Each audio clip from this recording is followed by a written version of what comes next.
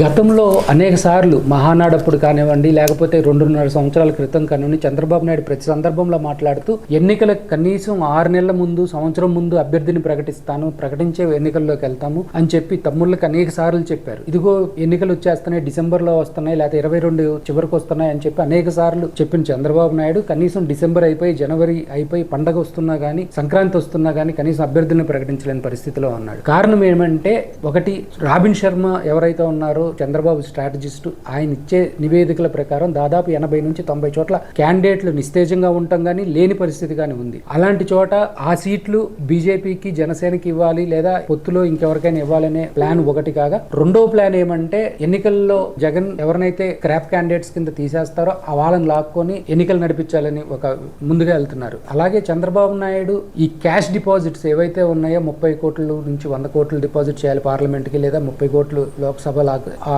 లెక్కలు మనకైతే తెలియదు, ఖచ్చితంగా డిపాజిట్ చేయాలనేది కూడా జరుగుతూ ఉంది. అది లెక్కలేని పరిస్థితి, అది ఖచ్చితంగా ఇబ్బంది పెడుతున్నారు. అట్ ది సేమ్ టైం తెలుగుదేశంలో ఎందుకోసం ఇది అంటే, ఇప్పుడున్న పరిస్థితిలో ఖచ్చితంగా డబ్బుతోనే ఎలక్షన్ చేయాలి అనేది చంద్రబాబు నాయుడు లెక్క. చంద్రబాబు నాయుడు ప్రతిసారి కూడా ఎన్నికల్లో డబ్బుల గురించి మాట్లాడతాడు. అలాగే ఆంధ్రప్రదేశ్ రాష్ట్ర రాజకీయాల్లో డబ్బు వరవడి తీసుకొచ్చిందే చంద్రబాబు నాయుడు. సో ఈ విషయాన్ని పక్కన పెడితే ఈసారి ఎన్నికలకు మాత్రం చాలా పకడ్బందీగా వెళ్తున్నారు. జగన్మోహన్ రెడ్డి కూడా 2019లో ఫైనాన్స్ మేనేజ్మెంట్ చాలా పర్ఫెక్ట్ గా చేశారని అందరూ చెప్పుకుంటారు. సో అదే తోవలోకి చంద్రబాబు నాయుడు వచ్చాడు. అయితే ఇక్కడ జగన్ వేసిన ట్రాప్ ఏంటి అంటే, ముందుగానే క్యాండిడేట్ ని డిక్లేర్ చేసుకుని వెళ్ళిపోవడంతో పాటు బీసీలకు అత్యధిక స్థానాలు ఇవ్వాలనేది ఒక ఉద్దేశం. అయితే ఆ బీసీలను కూడా బలమైన బీసీలని, బలమైన తెలుగుదేశం అభ్యర్థులు, బలమైన జనసేన అభ్యర్థులు ఎక్కడైతే పోటీ చేయబోతున్నారో వాళ్ళ ముందు దించాలనేది ఒక ఆలోచన. ఫర్ ఎగ్జాంపుల్ గుంటూరు 2 ఏదైతే జగన్మోహన్ రెడ్డి విడుదల రజనీని తీసుకొచ్చాడో, విడుదల రజనీ బీసీ ప్లస్ ఆమె భర్త కాపు. అలాగే గుంటూరు 2